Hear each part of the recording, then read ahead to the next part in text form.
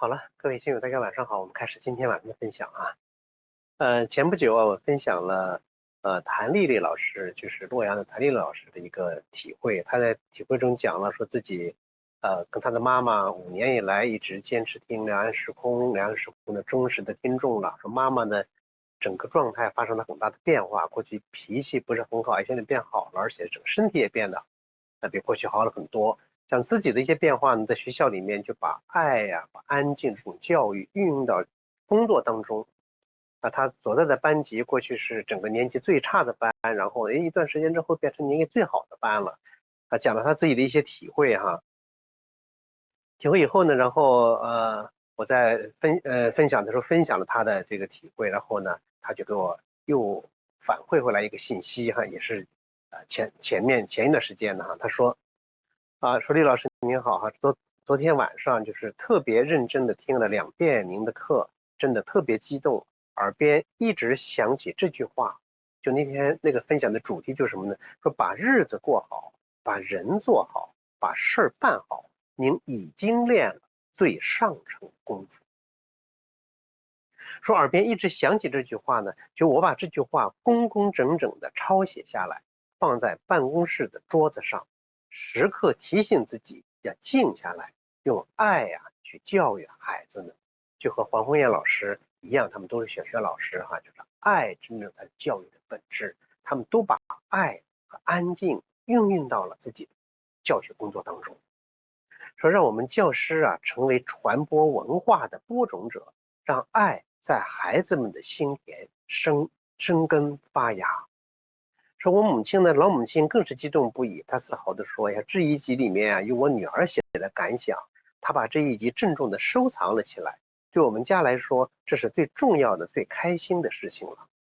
说我还把这一课呢转发给了我的孩子，他在读博，压力也很大，希望这节课给他带来新的宁静驱走压力，更深刻的领悟学习的真谛，生活的最终目的。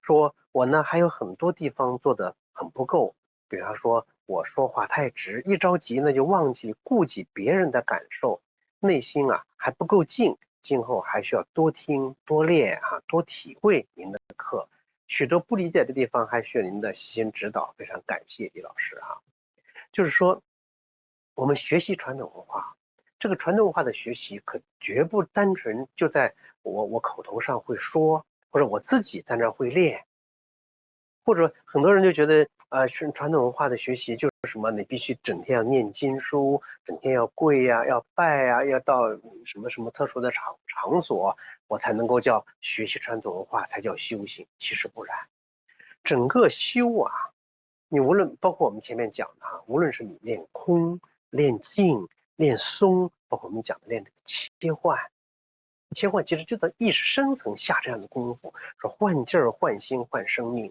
这一些当然我们没事待着的时候也去体会这个状态。当然，真正的功夫不是说你没事打扰的时候，没人干扰的时候我在这有一种什么状态，不是这个。关键是在什么？在生活中修。就你必须你锻炼时候有的这个状态，能不能什么应用到生活当中？你一到生活当中，别一到生活当中状态就丢了就没了，那不叫真正的功夫了，不叫真正的功夫。所以我们学习呢，就要将传统文化的智慧要彻底的生活化、内在化，它不是外在的，讲给别人看、讲给别人听的，表现给别人看的，它是内在生命真正的变化。它也不是说单纯在一个我一个封闭的空间里我如何，你必须融入生活，要把它生活化。生活化不是说在哪个庙堂上或者在什么课堂上我就说就可以，关键在生活中你要去做，所以我们这个修其实就把传统文化的智慧要生活化、内在化，这是最最重要的。你不然学这个东西那有啥意义是吧？你就必须通过这个学习让我的生活变得更加美好，我的身体变得更加健康。大家想是不是这样？我的生命觉得就比过去要好，至少是这样一种感觉，这样一种感觉。所以呢，就这2天啊，这几天我要就这下面几次要跟大家分享这样的内容，就是要把功夫啊，其实过去也讲过这样，要真正的落到实处去。落到实处去，它不是单纯的就是嘴上说，要落到实处。那怎么落到实处呢？大概分这几个方面啊。一个工作，我们要知道啊，工作当然它跟你的锻炼是不一样的，但是那个的核心啊，那个内核其实是一样的，就是我们要把今天的工作就是当成什么呢？就是我的静坐。待会儿要主要讲这个内容。那第二个方面呢，比方说工作是在外面的，那讲到家里面，我跟家人的对话就是参禅。你参禅不有参话头吗？类似这样的嘛。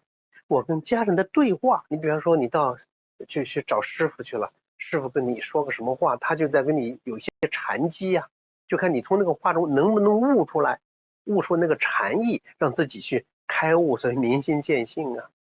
那师傅不经常用这样的话那样的话给你触动你的心嘛，那就叫禅机呀。那在家里面，你的家人每天都在跟你讲话，所以说与家人的对话就是我的参禅。要这么去修就不一样，这是另外一个内容。那再比方说呢，说你看无论很多宗教都要讲什么，讲布施，讲布施怎么布施？哎呀，我要去把钱捐给这个，我要把钱捐那儿，当然这是了。那在生活当中点点滴滴的那个善意，哎，我赶紧去帮助别人，其实这就是啊。他并不是说我要供给哪个大神，供给什么什么才叫去布施，才叫如何如何。生活当中，我能不能把我的善意输布到我生活的空间里去？大概主要从这3个大的方面来说。那么今天就要讲什么呢？讲这个工作。今天的工作就是我的静坐。因为这前不久有同学就说哈，哎呀，说老师啊，说这个锻炼的时候特别好啊，离这哎呀特别安静，说我的工作太忙了，一忙呢，工作忙就很难静下来。可能是你在锻炼的时候好静，工作忙了没办法安静，就好像觉得哎呀不好练了。我们且不说哈，说练心啊，练功夫要在事儿上练，这过去讲过很多，必须在事儿上去练。我们今天就单纯的就把工作和静坐做一个对比，哎，对比之后，你抓住了它的内核以后，哎，你很有可能就可以把你的工作变成像静坐一样。变成静坐一样。那么今天我们想说什么呢？说为什么这工作就是静坐？那我们就要看静坐的本质是什么。大家注意哈，静坐的本质可不是说就是坐在这儿一动不动，这叫静坐。其实不是这样。说静坐的本质，它不是说身体不动，不是身体在这儿待着不动，而是什么呢？心不乱。心是不散乱，你心不能一会儿这一会儿那，不散乱。那心要怎么样呢？要专注当下，要有觉知。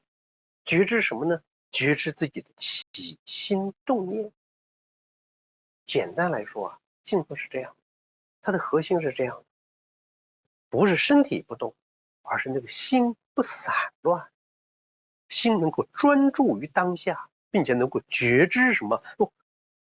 每一个起心动念。我们不讲说不会六度分念，不怕念起，就怕觉迟。你始终要保持那个觉知。这是什么？工作的静坐的本质。那么工作的本质呢？其实也是，它同样是什么呢？要专注，也很专注，要投入。工作是什么？专注、认真、投入的完成工作的这个过程，完成任务的过程。交给任务，我这么去做，完成这个任务。大家想是不是这样吧？那么这两者呢是场景不同，区别只是场景不同。一个是闭着眼睛在那安静，一个是睁着眼睛的安静，一个是离开事情具体事情的安静，一个是什么？带着事情的安静，做着事情的安静。我给大家清楚意思没有啊？所以两者都需要什么？都需要安静，需要精神集中，要专注。你做工作也是，你不能一边东张西望，一边三心二意，那也不，这是一样的。就静坐的时候对精神的那个要求和工作时候对精神的要求是一样的，只不过关注点不同而已。工作的时候关注点什么？关注到外面要把工作完成好。也可以说，我们要把静坐时候的那个精神状态用到什么工作当中，这就是转化了，把静坐的状态转化到工作当中。工作中不容易静，那么怎么办呢？我静坐时候那个认真的劲儿，那个恭敬的心，你静坐呀，道啊修道，你是很恭敬的，是很安静的，是有觉知力的。大家也注意啊，我们就要把静坐时候那个认真的那个劲儿，那个安静的那个劲儿，那个恭敬的那个心，那个觉知的那个心，把它怎么样带到工作当中，带到工作当中。那么怎么去实践呢？我从这几个方面来说啊，第一个我觉得需要有正念代替焦虑，以正念代替焦虑。你看工作的时候，往往很多人工作，哎呀，就烦，哎呀，什么时候几点下班啊？呀，这个事儿，哎呀，怎么这么烦呢？这是很多人工作中有的状况。那么这个时候就要提醒自己，哟，此刻我正在工作，这个工作就是我的静坐。你只要有静坐的经验，有静坐的经历，你会知道，你静坐的时候也会有烦，可是你静坐的时候有烦，你怎么对待的呀？哟，静坐时有烦，我该怎么对待它？比如讲，哟，烦没有关系，我要静观这个烦，这个烦一观察，静观之，消退之，走了。静坐中也有腿发麻，也有难受，也有劳累，也有难受，怎么办呀？我得坚持。我今天说好了要静坐2个小时，我得坚持。你不是说，哎呀，烦了，是我不累，我就不练了。你没有这样，你静坐的时候，你对自己有这种要求，那么你就把静坐中的始终以正念为引导的那种精神状态，代替工作中那个焦虑这样一种精神状态。每当工作中一烦一焦虑，马上这是我的静坐。我说我静坐中有这种状态的时候，我马上要提起正念吗？第二句先生讲提起放下，提起什么？提起正念，放下焦虑。工作中一焦虑，提起正念，放下焦虑。其实你只要把正念提起来了，自然焦虑就放下来了。就像手上你拿着这个就不会拿那个，你提起正念。就像在练功，不然练功的是一会儿，哎呀，弯了腰了，马上我坐直了。咱们生活中锻炼是不是有这样的情况？一坐，哎呀，一会儿弯了腰，马上一想，好好静坐呀。大家想是不是这样？我们几乎每个人只要有真正有静坐基础、静坐经验，一定马上你坐弯，马上正过来。一坐要有昏昏欲睡，马上清醒下来。你始终会提起正念。那就告诉我们，在工作当中，你把工作当成静坐，只要一有焦虑，一有所谓不是正念的那个念头，马上要提起正念，这是一点。那么你每当你提起正念的时候，你就是真正进入静坐的那种状态了，因为你回到你的心上了。这个心和谁相合了呢？和正气相合。静坐不就是要和正气、天地正气相合吗？那么在工作当中，每提起正念一次，我就和正气相合。所以这是非常重要的一点啊！每时每刻要提起正念，你有正念提起，和正气相通，你就在练气。这个气可不是说怎么感觉那种气，就是你内心里面正气升腾。这个真的是非常非常重要的，这是个心法，但很多人容易忽视它。注意啊，升起正念，升起正念。你可能开始没太大感觉，你经常这样做呀，总有一天你会突然，你一升起正念，哇，你会觉得身体里面怎么样？哇，真的叫正气充足。你一下觉得你每一天升起的那点正念，那个正气，好像啪，某一天连成一片，你就会从量变发生一个质的变化。你突然觉得呀，你满身都是正气。注意满身正气，我们经常会想说一身正气。哇，你一身就正气，最难得的、最贵重的、最珍贵的就是什么呀？就是正气呀。当然了，我们现在生活中，我们不会说有正气，哇，说这个多值钱，我就拿到现金才要有钱。所以一身正气呀，那真的是无价之宝啊！真的，你有了一身正气之后，你可能就避免了很多错误，避免了很多陷阱。大家想是不是这样？至少来说，你满身都是正气，你身体可以很健康，你就免得跑医院去。大家想是不是这样？你真的要去算这种账，待会儿我们再说要算这个账，就始终是正气。那个人可能不是这样的，有点乱七八糟的东西，可能贪污也好，什么也好，搞点外快，好像比你赚的多了。可是那只是从眼睛上去数这个钱，哦，他比你赚的多，比你得到的多了。可是他比你失去的太多太多了。你得到什么呢？正气，这是无价之宝啊！它保你身体的健康，也保持你的心灵的什么？心灵的纯正，保证你人生的这种顺畅。这是第一点啊。好，静坐中那个提起正气，和生活中和工作中提起正气合到一块去。那第二点就是什么呢？要以精进替代什么呀？那个应付。精进替代应付，就是我在这工作，我不是为老板做的，我是为什么？为修心而做。我做每件事情，我要认真的对待每一个回信，每一通电话，每一个来访的客户，每一个会议，认真的对待工作中的每一个细节。就是说啊，你专注于你手头上的工作，就好像静坐的时候专注那个呼吸一样。我说就这个，你静坐，你专注呼吸，心息相依，你不离开，你是很精进的。哪怕有时候离开了，马上又拉回来，每分心一次，你就会温柔的带回来。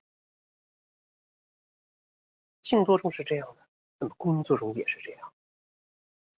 工作中你要始终有一颗精进的心。我这工作不是说，哎呀，我为老板干，老板给我工资，我为我自己做，为修心而做。大家可能还记得之前分享过的那个做杯子的浙江的那个同学，过去敷衍了事，你每天敷衍了事上班8个小时弄杯子，好了，看起来好像我跟那个认真的人挣的工资是一样的，其实你丢了太多东西了。通过敷衍了事的工作练了一颗敷衍了事的心。大家想是不是这样？所以过去为什么王阳明先生讲说要从事儿上练呢？那就是这样，工作中的挑战、压力啊、人际的摩擦等等，这些都是在磨练心性，那是磨刀石啊，真的是这样。你做好一件事儿，把那事儿做好，其实是做好自己的心了，做好自己的心。你把心修好了，哎呀，你应付一件事儿，你这敷衍了自己的心。大概想是不是这样？说对工作认真就修了认真的心，对工作敷衍就修了个敷衍的心。所以，哎呦，我要精进啊！工作，这就是我的静坐。我的静坐是要完美我的身心的。那这个工作呀，要通过工作这个具体的这样一种社会生活当中的这种各种各样的事情啊，更好的磨练我的身心，要有这样一个精进之心。我记得在分享就是做杯子那个同学呢，我还讲过，说你若全神贯注，无论你做茶杯还是写字儿，还是做手工，做什么事情，若全神贯注，怎么样呢？你的作品即是神品。你看，我们经常是说，哎呀，这个是神品一样，神品，神品啊，不是天上有个神做出一个东西出来，就你自己的精神全神贯注，全身心投入到这个工作当中，你所生产的东西，所谓你的作品，就有了你的神，所以它就叫做神品。我也表达清楚意思没有？这个神品，这是第二点想跟大家讲的。那第三点想说的什么呢？就把静坐这种状态挪到工作当中啊，要以无我代替我执。你打坐，但凡你有打坐，记住最大，身体忘了，我也忘了，所谓进入什么那个无我的状态了，最后完全身心俱忘，哎呀，那是很好的一种状态。但是我们工作当中呢，不是这个事儿，这个事儿是我做的，对吧？这个功劳得是我的，我得得到认可。大家想是不是这样？那个我总在第一位的，那以后不要做静坐，工作就是静坐。哦，我尽心尽力去做就好，做完就放下，不执着在上面。就像静坐中那个忘我一样，我只求用心，不求让别人你就得记住我，你就得表扬我，这是我干的，你看我怎么，不是这样。还是刚才说的那个，你好像哟，这好像是功劳没记在我头上，那没有关系。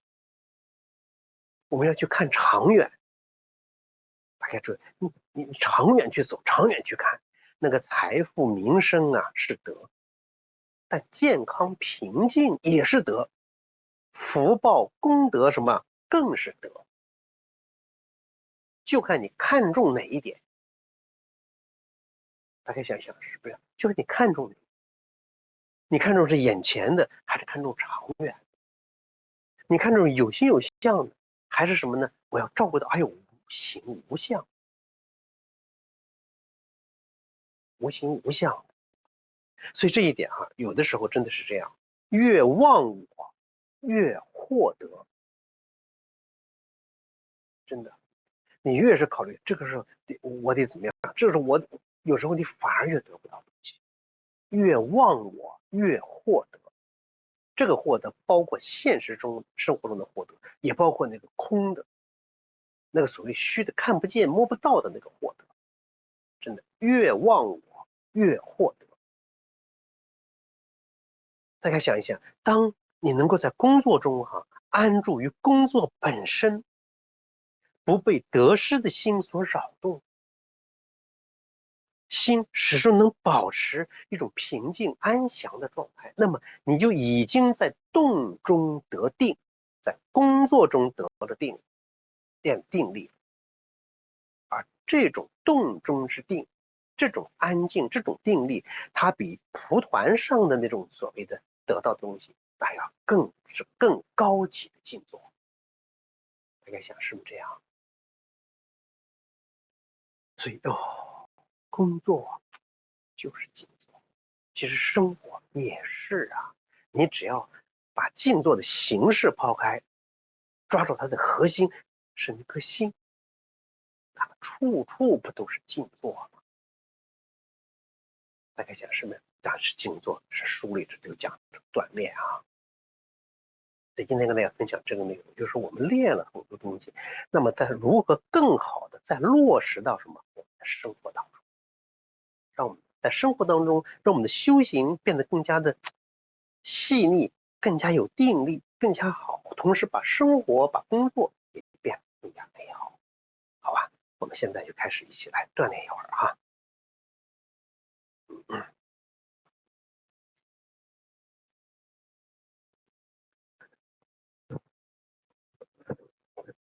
好，安静。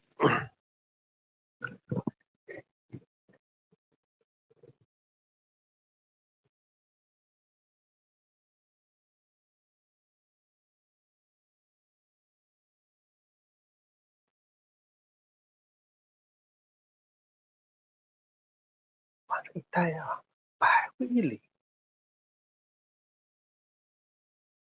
整个全身一松，松到虚空之中。就你提起那个正气、正念，把那个我就忘掉了，头脑天地。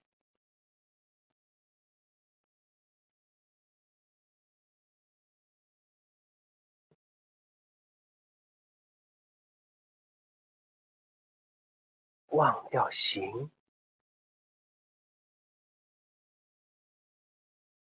也忘掉气，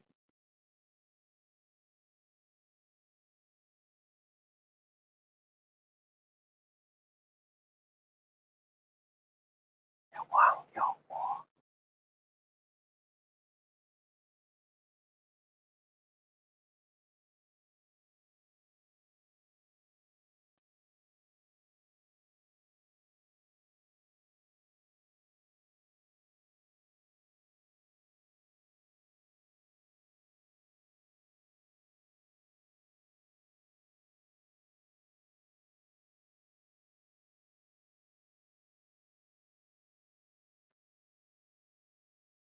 脚分开，枕后八字。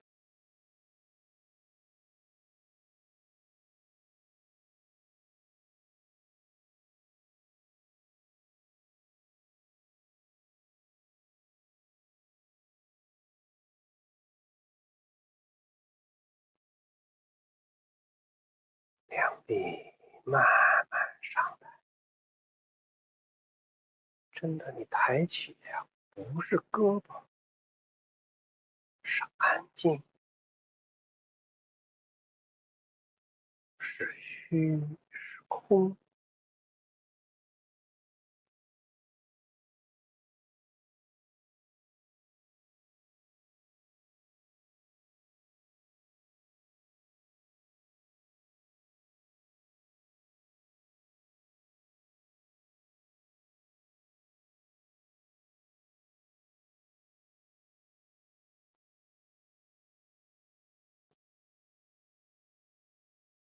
身体微下，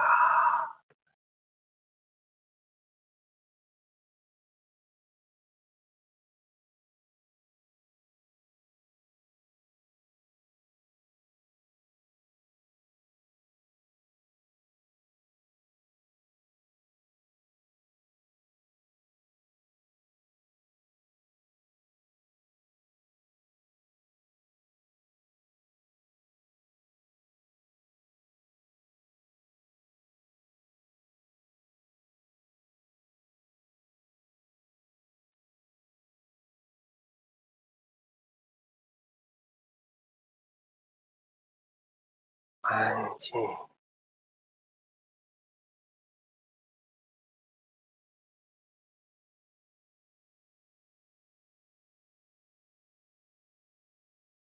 往形养气，往气养神。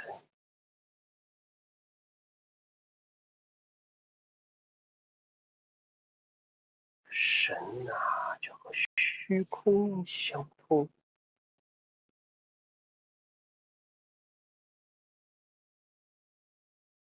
忘我，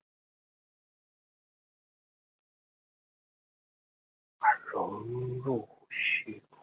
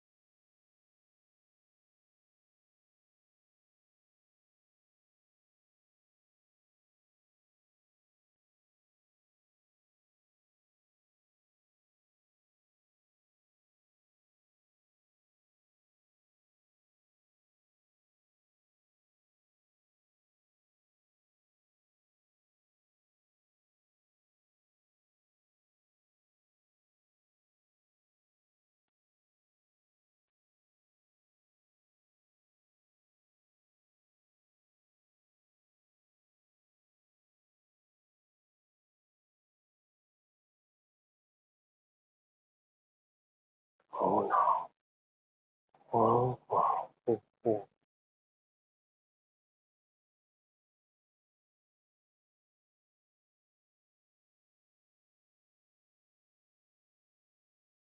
整个身形若有若无。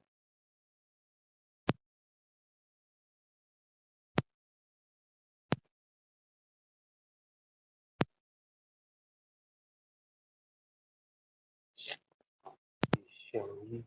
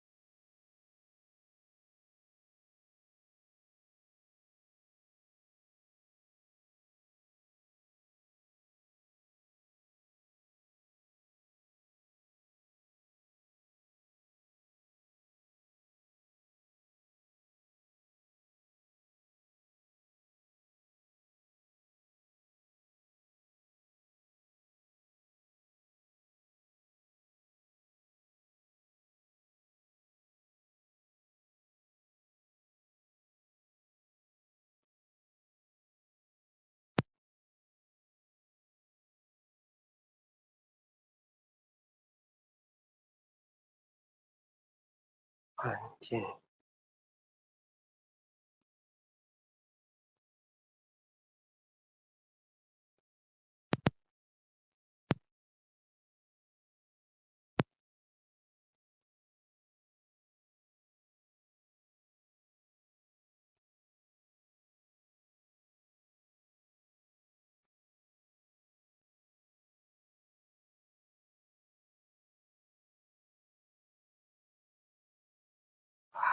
会上来，身体慢慢直起，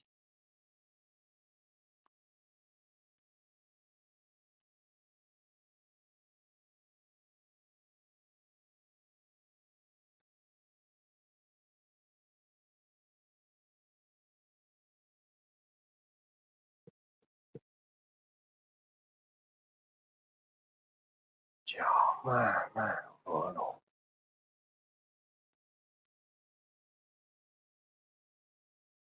手缓缓下落，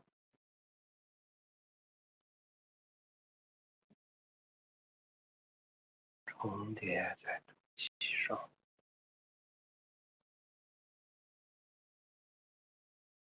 静养。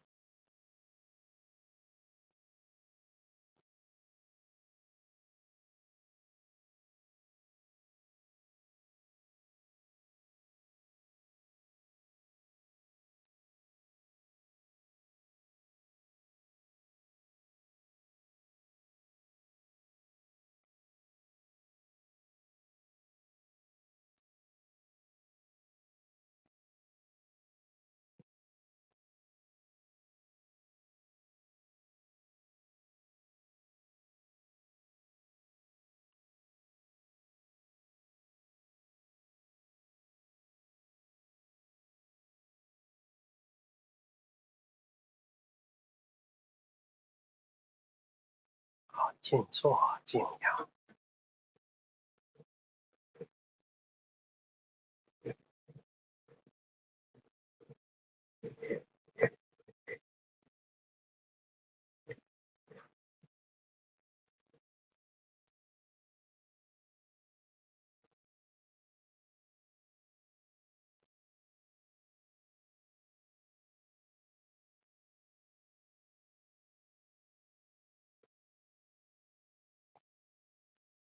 静坐，一动不动。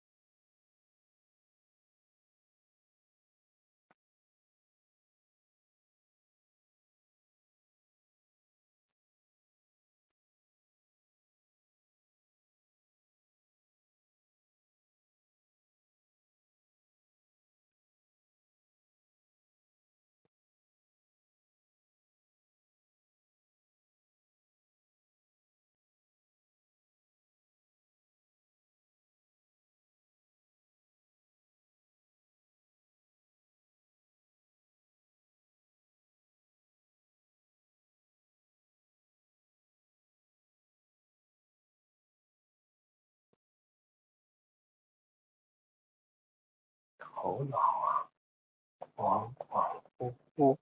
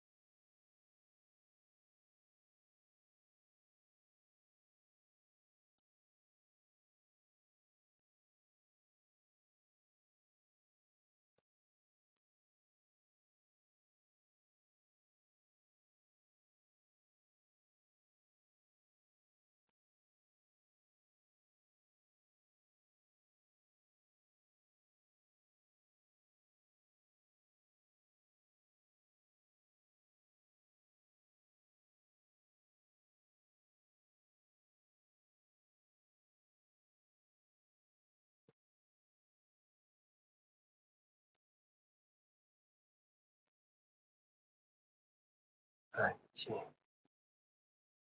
关键是体验当下内心安定的状态。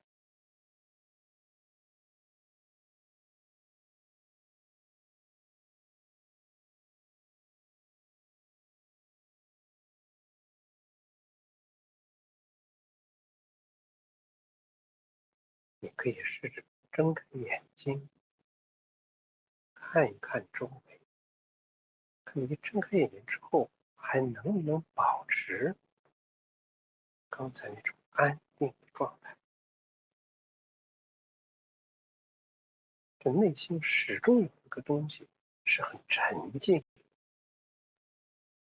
是有力量，不是像这种浮躁的。哪怕过一会儿和别人说话、做事情的时候，始终保持内在那种安定的感觉。说话做事的视听言动，和内在那个觉知，视觉、听觉、嗅，那个觉始终如现在静坐时候一样平静、安详、灵敏。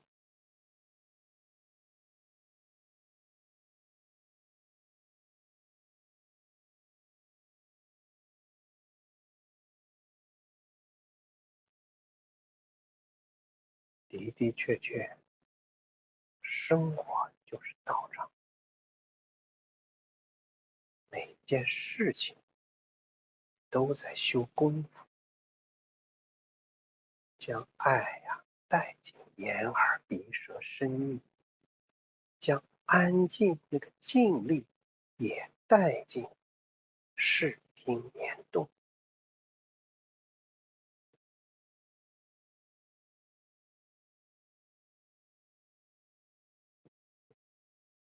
那么慈悲与宁静充斥了你的生命，充斥了整个生活，生活越来越美好。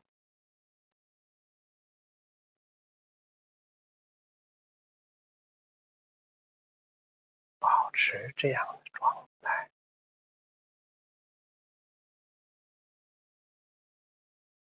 对，多坐一会儿，多坐一会儿，安静。